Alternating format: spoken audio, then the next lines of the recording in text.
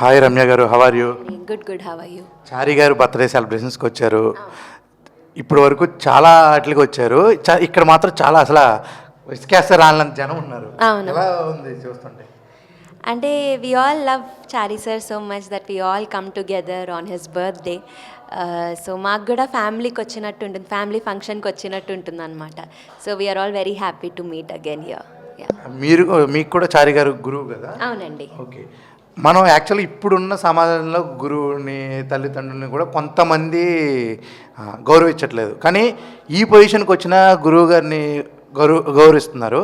గురువు గారి దగ్గర ఏం నేర్చుకున్నారు? ఒక్కటని చెప్పలేమండి, చిన్నప్పటి నుంచి చాలా విషయాలు నేర్చుకున్నాను. చాలా పాడటం ఒక్కటే కాకుండా ఎలాగ డీల్ చేయాలి లైఫ్తో అవి కూడా చాలా నేర్చుకున్నాం సార్ దగ్గర. సో ఒకటని చెప్పలేం, మెనీ థింగ్స్. యా. అలాగే ఇప్పుడు మనం పాట పాడేటప్పుడు మ్యూజిక్ డైరెక్టర్ గారు అమ్మ అని మీ వాయిస్ విని రమ్మంటారు, పాట చెప్తారు. మీరు ఆ అర్థం తెలుసుకుని పాడతారా, లేకపోతే సార్ ఎలా చెప్పారు కదా అని పాడతారా? అంటే ఎట్లా ఎలా నేర్పించారు? అర్థం ప్రతి వర్డ్కి అర్థం చెప్పేవారు చారీ సార్ నేర్పించేటప్పుడు. ఇలాగా వాళ్ళు ఏం పాడుతున్నారు ఎగ్జాక్ట్గా రిపీట్ చేయడము, లేకపోతే ప్రతి వర్డ్ అర్థం చెప్పడము అన్నీ నేర్చుకునేటప్పుడే చాలా నేర్పించేవారు. అవే ఇందులో అప్లై చేస్తున్నాం మూవీ సింగింగ్లో. So yeah.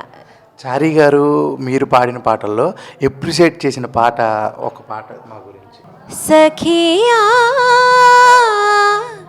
రాడేలనే వనమాలి ఎదురు చూసి చూసి చూసి చూపులలిసేనే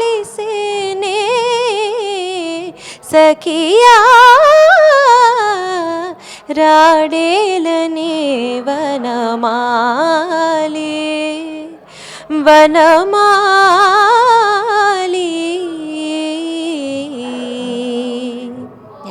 యాక్చువల్గా ఈ పాటలు అంటే హీరోలు హీరోయిన్స్కి వాళ్ళకున్న క్రేజ్ వేరే ఉంటుంది, ఫ్యాన్ బేస్ ఉంటుంది. మీ సింగర్స్ వరకు ఏంటంటే మీ గొంతే మాకు వినిపిస్తుంది. మేము ఒక బాధలో ఉన్నా, కష్టంలో ఉన్నా ఆ పాటలు పెట్టుకొని చూస్తాం. మీకు అలాంటి ఫ్యాన్ మూమెంట్ ఏమన్నా ఉందా మీరు పాడిన పాటలకి? అంటే నాకు మెసేజెస్ చేస్తుంటారండి. లైక్ అన్నిటికంటే ఆనందం ఏంటంటే మీరు చెప్పినట్టు హ్యాపీనెస్ వస్తుంది. అంటే మీ పాట వినేటప్పుడు we feel happy. That is the biggest compliment అనమాట. అంటే దానికోసమే కదా పాడేది, వేరే వాళ్ళకి హ్యాపీనెస్ ఇవ్వడానికే కదా. So when I here such things I feel very happy. Yeah. అలాగే మీరు ఫస్ట్ పాట పాడడానికి వెళ్ళినప్పుడు అక్కడ కొంచెం ఏమన్నా భయం ఉంటుందా? స్టేజ్ మీద లైవ్లో పాడతాం కదా, అప్పుడు ఎక్కువ? రెండిట్లో భయం ఉంటుంది నాకు. So once we get into the process ఆ భయం వెళ్ళిపోతుంది. సో భయం రెండిట్లో ఈక్వల్గా ఉంటుంది నాకు. యా. ఒక మంచి లవ్ సాంగ్ పాడండి మా గురించి. ఓ సీత వదలనిక తోడవుతా రోజంతా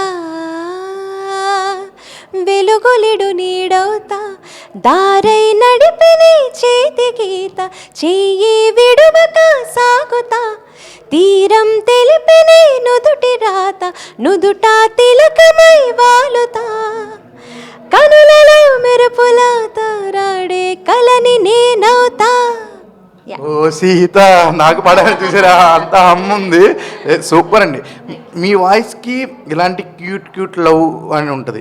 మీకేమన్నా అంటే ఈ క్యూట్ కాకుండా ఇంకా ఏ జోనర్ అయినా టచ్ చేయాలి అని ఎప్పుడైనా అనిపించిందా? అన్ని జానర్స్ పాడడం ఇష్టం అండి నాకు. అన్ని లవ్ సాంగ్స్ కానీ, లేకపోతే వేరే మెలడీస్ కానీ, వెస్టర్న్ కానీ, మాస్ కానీ ఏదన్నా పాడడం నాకు ఇష్టమే. సో ఏ సాంగ్ వచ్చినా I feel happy to sing it. Okay. Me cute face అలాగే స్వీట్ వాయిస్తో ఒక మాస్ సాంగ్ ఫినిష్ చేద్దాం. కుంగుఫు కుమారి గంటకోసారి అడిగేస్తున్నవే అత్తారింటి దారి నాంచకు పోరి నిన్నే కోరి ఎత్తుకెళ్ళ మంది ఎక్కించే ఫరారి హే. మామూలు యాటిట్యూడ్గా నేను మాస్ నిజంగానే పాడేటప్పుడు యాటిట్యూడ్గా పాడతాం కదా. అవునండి. అలాగే ఇప్పుడు చాలామందితో మీరు వర్క్ చేస్తారు, ఒక డ్రీమ్ ఉంటుంది కదా, వీళ్ళతో వర్క్ చేయలేదు, అబ్బా ఇది ఒక్కటి మిస్ అయ్యింది అనే వాళ్ళు ఎవరైనా ఉన్నారు? డెఫినెట్లీ రెహమాన్ గారితో ఇళయరాజా గారితో వర్క్ చేయాలని అందరికి ఉంటుంది కదా. సో యా, వాళ్ళిద్దరితో వర్క్ చేయాలని ఉంటుంది.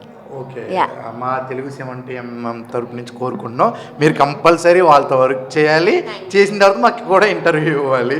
థ్యాంక్ యూ అండి, థ్యాంక్స్ అండి.